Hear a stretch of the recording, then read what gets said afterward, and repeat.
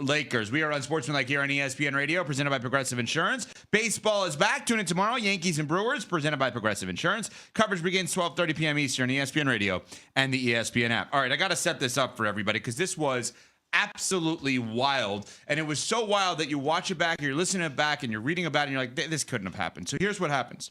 Lakers are up 115-110 on the Bulls last night with 12.6 seconds to go. That's up 5, 12.6 to go. Patrick Williams hits a three to cut it to 115-113. He's on the Bulls. Josh Giddey then stole the inbound pass that LeBron James, of all people, threw in. He then passes it to Kobe White. Kobe White then hits a three. The Bulls now are up 116-115 with 6.1 seconds to go.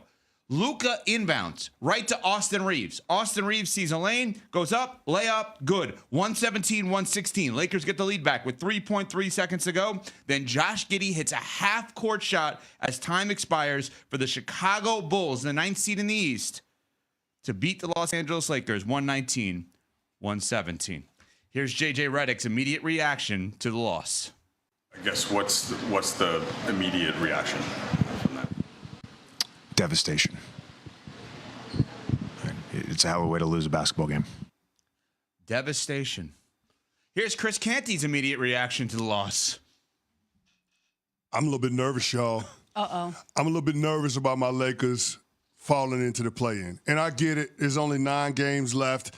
And you're talking about the Golden State Warriors being 2.5 games back and the Minnesota Timberwolves being 3 games back. But if you look at the Lakers' remaining schedule, ain't a whole lot of layups on there. They got the Rockets twice. They got OKC twice. Got the Memphis Grizzlies in there, and then the Dallas Mavericks. Not to mention you got New Orleans and Portland, who are not layups anymore based on how those teams have been playing of late, right? So I'm a little bit concerned when you look at our schedule. Oh, and don't forget the Golden State Warriors. I'm a little bit concerned when you look at our schedule versus the schedule of the Minnesota Timberwolves, the schedule of the LA Clippers, and the schedule of the Golden State Warriors. So I'm just saying that this Lakers team, any given night, they have the 2 best players on the court in LeBron and Luka. But if you can lose to the Chicago Bulls twice in the span of a week, you can lose to anybody. And that is an unsettling feeling. Things are trending in the wrong direction for the Lakers. They lost 4 of their last 5 games. Yeah. And the only win that they've got is that tip-in from LeBron a couple of nights ago. Mm-hmm. So I'm not feeling great about where this team is going, the direction that they're trending as we're getting closer to the playoffs. This is the time of year where you want to be building momentum, and it seems like all of the good vibes that were around Luka coming into his own after the trade from the Dallas Mavericks have fizzled away. Mm-hmm. It is an unsettling feeling as a Lakers fan that had high hopes once we saw what happened at the trade deadline in terms of them getting the next face of the franchise. Can totally understand that feeling. You should beat the Bulls. First of all, impressed with the Bulls as of late, right? Yeah, wonderful. What? The Lakers screwed me as a Heat fan because I need them to beat the Bulls like at home court in the play. But go ahead. But even the wins for the Bulls are losses, right? Oh, no, of course. These are losses. Yes. They were bad when they should be good. They're now good when they're supposed to be bad. Correct. And they have been good lately. After they traded Zach LaVine to Sacramento, they had 6 straight losses. They were 22-35. They've been 11-5 since then. They've beaten the Lakers twice, as you mentioned, CC, and they've beaten Denver in the past 3 games. They've been really impressive. They've been a tough out, and they've been winning impressive games. But when the Lakers are up by 13 midway through the 4th quarter, you have to find a way to put it away. Even if the Bulls are on a bit of a hot streak right now, these are games that you need to win if you're the Lakers, obviously. As you said, Cece, you need to be building momentum and making sure that you're on a high point as you get into the playoffs. So I would be concerned if I was a Lakers fan right now, too. Yeah, they've lost 8 of their last 12. So the month of March has been a disaster. Now, baked into that is the LeBron James injury, but he's back, and they're still losing. I mean, baked into that is LeBron not looking at the opposition as the biggest rival in his life right now.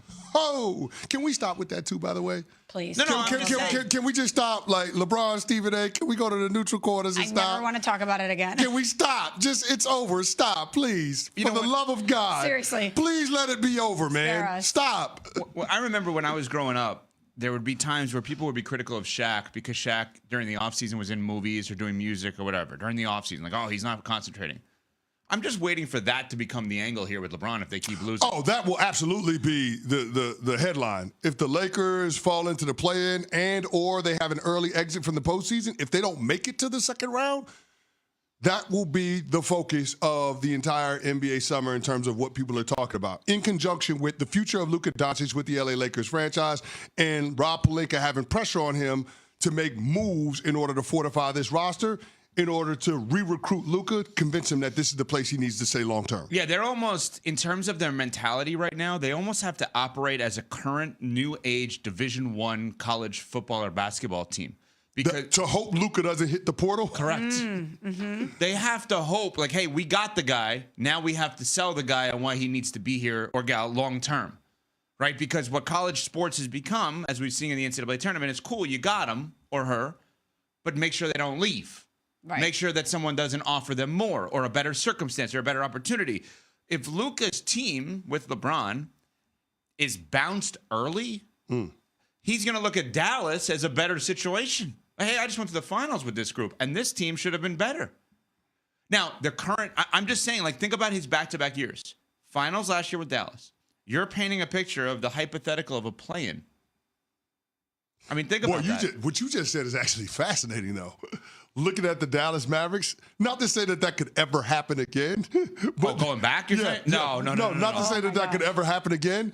But based on what they've done, 2 years down the road, I'm just saying, like, I'm just saying in terms of what that roster looks like. But anyway, I guess what you're saying is absolutely dead on point in terms of the organization being able to sell Luka on their long-term vision.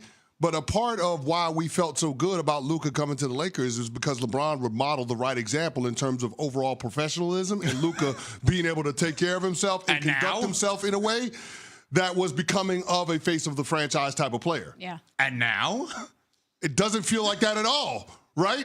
A big part of the Mavs moved on from Luka was his lack of maturity. And you would expect that from a young 20-something. You wouldn't expect that from a 40-year-old who's been one of the best the game has ever seen and in the conversation for the greatest of all time. So I don't want to conflate the things, but no, they have to be in sales mode constantly with him. A lot of this is interconnected, and of course, the next month for the Lakers is mission critical when it comes to selling Luka on this being the right fit for him long term, and selling Luka on that being a place where you can compete for a title consistently year over year. Maybe Luka wants to join Giannis. Maybe he wants to pick Wisconsin, like I've done many of times, like we're all doing coming up for the draft. Picking a place to build a life is a lot like selecting a draft pick. Make a decision that... Xin chào tất cả mọi người đã quay trở lại với kênh của mình. Ngày hôm nay mình sẽ tiếp tục hướng dẫn các bạn thâu tượng. Tượng hôm nay của mình sẽ có tiêu đề là múi bưởi.